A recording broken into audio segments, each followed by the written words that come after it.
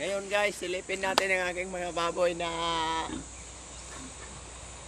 nakukulangan na ng source ng suporta ng tubig dito guys sa amin dahil sa sobrang init na dito. So guys, silipin muna natin ang aking mga baboy. Dito tayo mga baboy.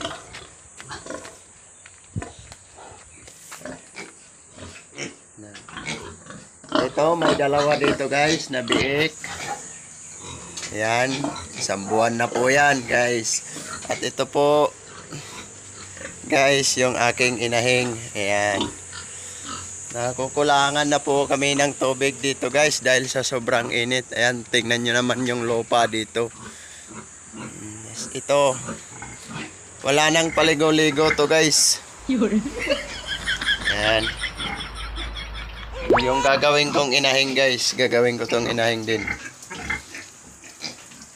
Saka ito yung buntis ko guys. Wow. Saka ito yung dalawa.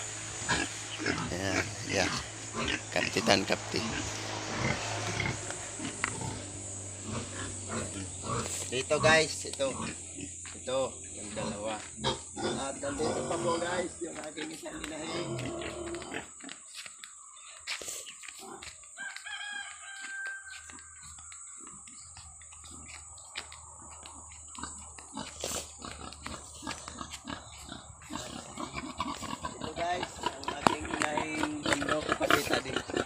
Ang aking inahing bundok guys, ito.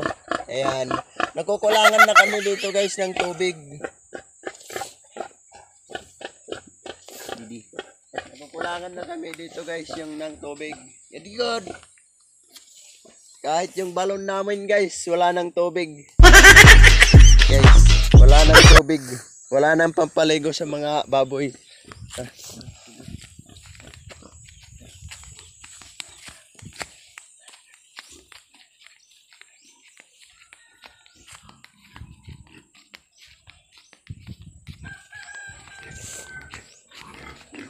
So, kawawa na guys yung aking mga baboy dito. Kawawa na dahil sa sobrang init dito sa amin. Wala pong ulan at nakukulangan na po ng tubig sila dahil wala na pong papaligo ang aming mga baboy guys.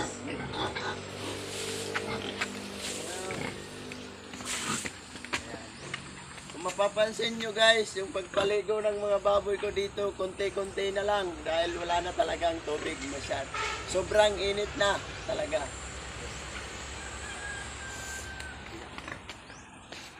At syempre guys, ngayon papakita ko po sa inyo ang aming ginagawang bagong balon para nag-ukay kami baka sakali magkaroon din ng tubig, kaya papakita ko sa inyo ang aming ginagawa.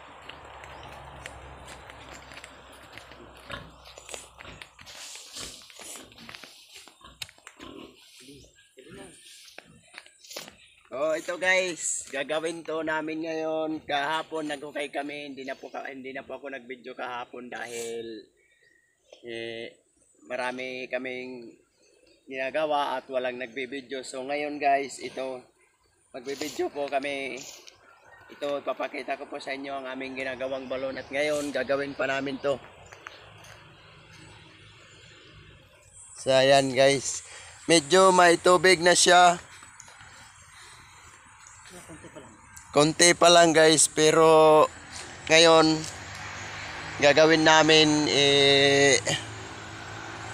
mahuhukayan pa namin para medyo lumalim pa siya. Sige. Payag at pag-video tan. So ngayon guys, maghuhukayin namin para medyo umilalim pa siya at magkaroon talaga ng tubig kasi kawawa na yung yung aking baboy dito. Wala nang pampaligo sila. Pampaligo lang naman to guys, yung panginom nila hindi dito kasi malapit dito sa dagat, hindi pwede nila mainom. So sa mga bagong makakapanood ng video na ito guys, huwag mong kalimutan mag-share. Kahit yung share lang, okay lang po. At kung mayroong pusong matino, please subscribe. Oh, sige guys, umpisahan na namin mag-ukay. Ang gagawin ko ngayon, kukunin ko muna yung tubig at saka ko uhukayin para lumalim talaga. Okay. Hello.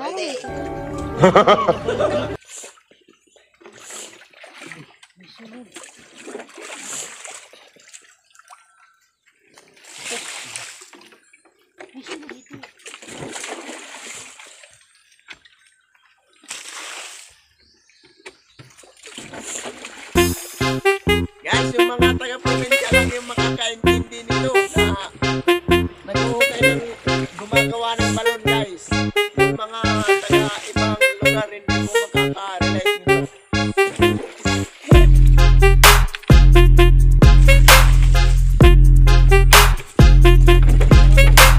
Sana ka minutes lang. Ito. Ha? Ito. 52 minutes na ito. 57. Naglalakad pa. Isipin mo. Basta ito, ganyan pa lang nga.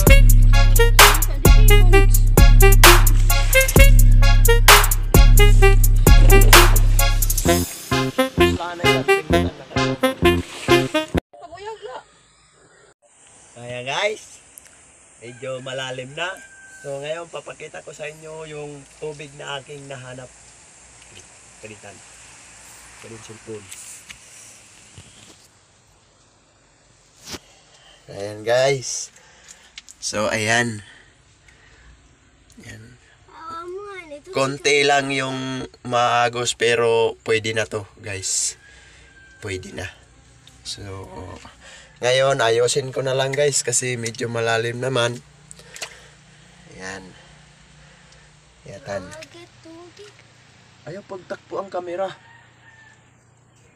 So ayan. Simula kahapon hanggang ngayon na pag titibag ng bato kasi nga sobrang tigas. So ito nilinisin ko na lang ito para magkaroon na ng ipapaligo yung aking mga baboy. So maya guys papakita ko sa inyo pagkatapos. Puslano ka. Na. Ha? Naka-video na. Sabi ka na? Oo.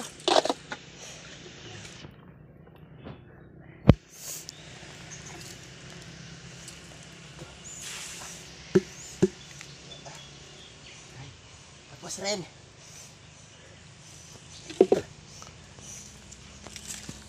Kakuntan. So ayan guys.